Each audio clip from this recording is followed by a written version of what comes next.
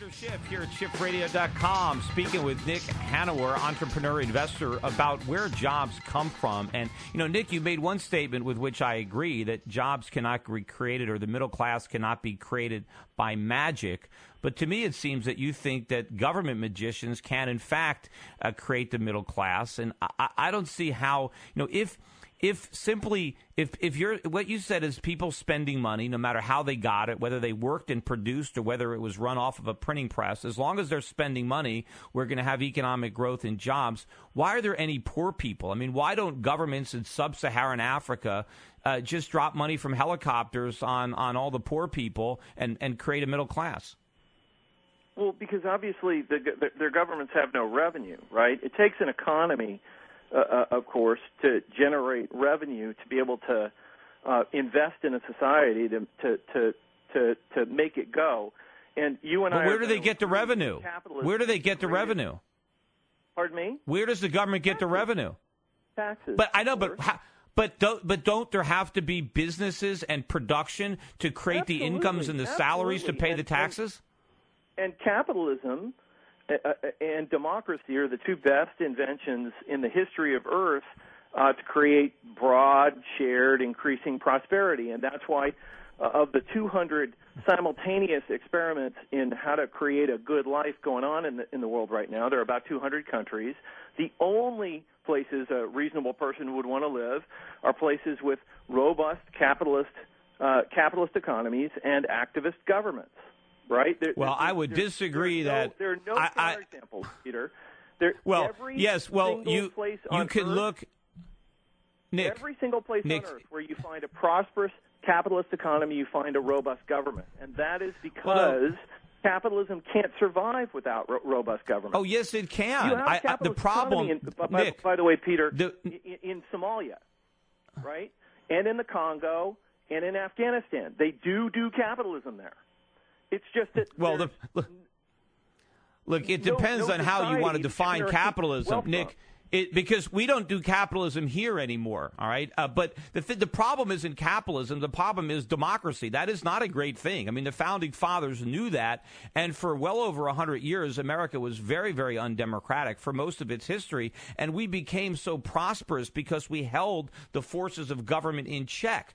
But the problem is, yes, as you have democracies and you tend to have people who are looking for something for nothing. That's just the nuttiest thing in the world to say.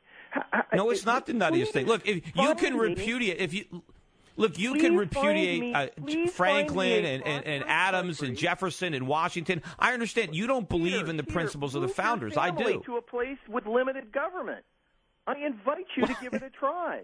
The more limited the government is, the more prosperous the society is. Take the shifts to Somalia. Take the shifts to Afghanistan. Take the shifts. No, why would I want to go there? There's more government. What about a place like Singapore? Singapore has a lot less government than we do. Have the government that you want. No. Look, Singapore has a lot less government than we do. Answer me this question. Do you have a family? Mm-hmm. I do have a family, and it's not as easy to move. But you know what? A lot of Americans are going to be moving. Let me ask you a question, because look, there are a lot of places that have less government. But look, that is not the argument about. Answer my question. It's not. Look, if I could move the little shifts, if you had to leave the United States.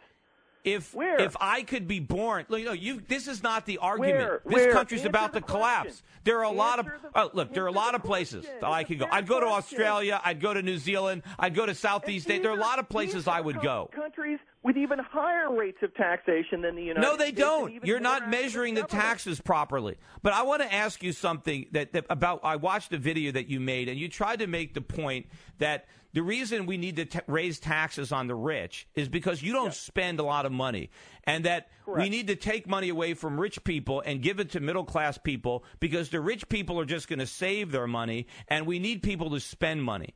And my question is, do you understand that capital formation and job creation come from underconsumption and savings? It's the money that is not spent that grows the economy and creates the jobs. And as we deplete our pool of savings by raising taxes on businessmen and entrepreneurs, we destroy jobs. I make more money in an hour than most of your viewers make in a month. I've started dozens of companies. It is just not true. Prosperity What's not comes true? from demand. People start. No, it doesn't. Because where does demand come from?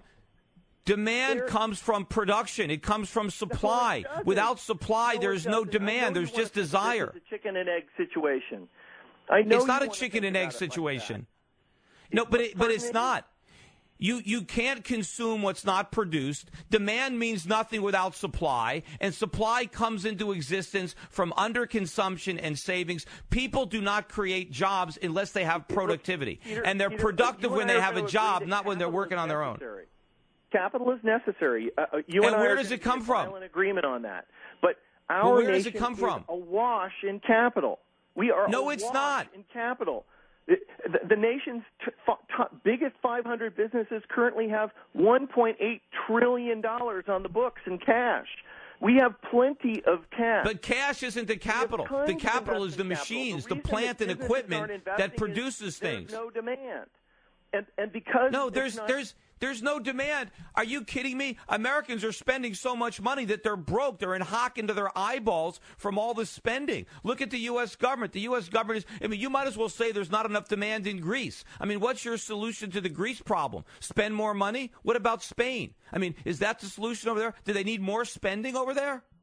So Peter, we have unemployment in this country because businesses are not hiring enough people. And not hiring enough people because they don't have enough customers to validate that the demand. No, they haven't. No, it's not that they don't have enough customers. There's an infinite number of customers. Their customers don't have real purchasing power because they're not productive. And they're not productive because of all the government rules and regulations and taxes that make it so difficult for businesses to expand and hire them. Peter, if there was a shred of truth to your argument, then the most prosperous places on earth would be the places with the least government. They are. They are. You think they are the most prosperous place on earth?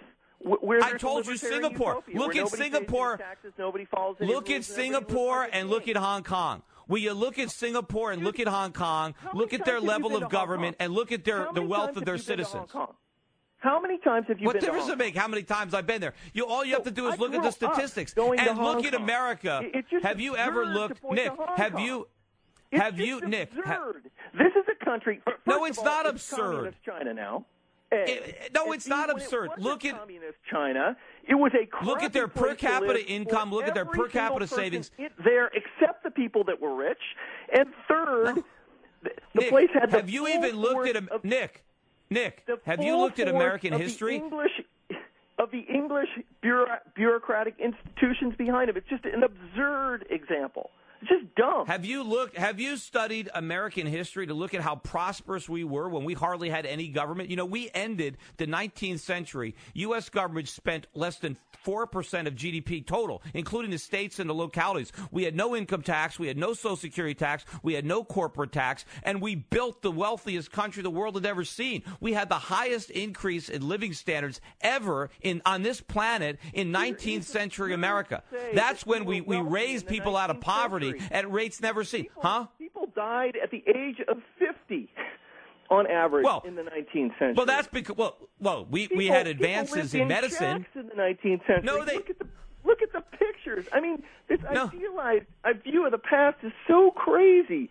How do you think America became so rich? How do you think America became so rich? How do you think would Mrs. Schiff really trade places today with somebody in 1850? Look, the Schiffs really want their family to live?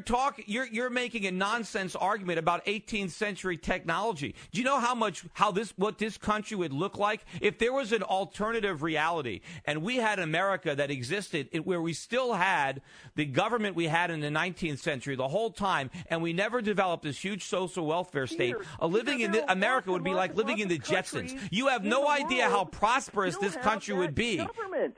Huh? Peter, there are 200 countries in the world. 100 of them have governments which resemble the government we had in the 19th century. No, they don't. Not even close. Not even close. Not even close. But I'm going to be wondering, you have plenty of money, and in a few years when this country is completely caving, you're going to be able to escape to a freer country. But a lot of other people are going to be stuck in this hellhole that you helped create. Anyway, I don't know. If you want to stick around, we got more of the show coming up. We got a commercial. We'll be right back.